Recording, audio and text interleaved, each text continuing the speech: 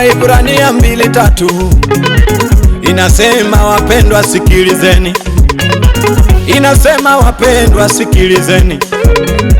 Tutapataje wapendwa kupona bila kujali wokovu mkuu namna hii? Bila kujali wokovu mkuu namna hii. Naona siku zimekaribia, wapendwa naogopa. Naona unabii zinatimia, yaliyotabiriwa tunaona. Wanabii wa uongo wanaibuka, magonjwa yasiyo na tiba yaonekana, vita zimeinuka huku na kule. Tujiandaeni, tujiandaeni, tujiandaeni, tujiandaeni, tujiandaeni kumlaki yule bwana harusi.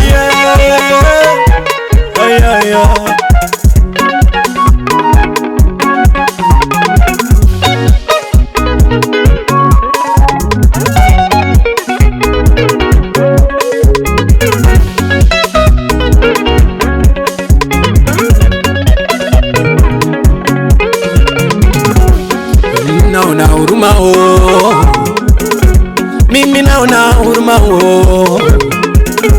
Injili inapohubiriwa eti wanakata Injili. Enda kule na Injili yako bwana. Naona tuwapiga kelele. Oya, waiter, ongeza pombe bwana. Tukiwaambia wazee waokoke, wanasema hizo Injili za kale. Sisi tunataka Injili ya moto. Mama waokoke, wanasema wao ni figa nani bado. Bado mimi ni figa nani napendeza. Wanasema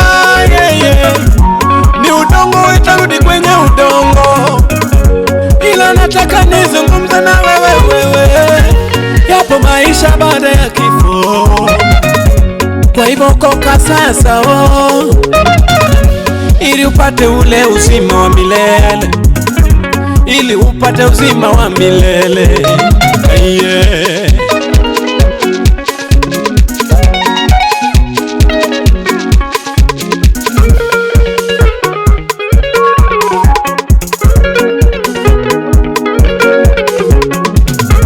Nasikia sauti ya Mungu, ninasikia sauti ya Baba, anawaita wote wenye mizigo, anaita wale waliolemewa na dhambi.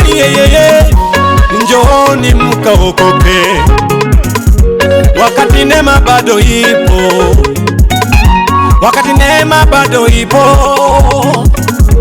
Ipo siku ndugu zangu, mutakuja tafuta neno lakini halipo. Mtakuja kutafuta Yesu lakini hayupo. Mtajinasua kwa damu zenu, mtabeba mizigo yenu wenyewe.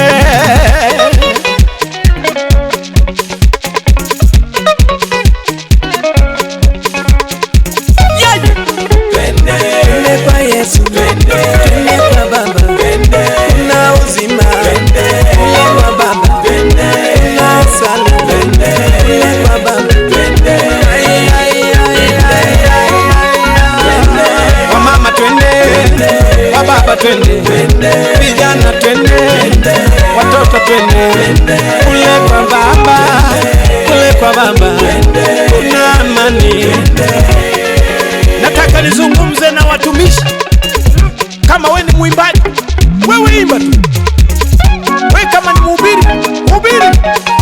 Kama mwalimu wa neno, fundisha watu. Bwana huja na ujira wake.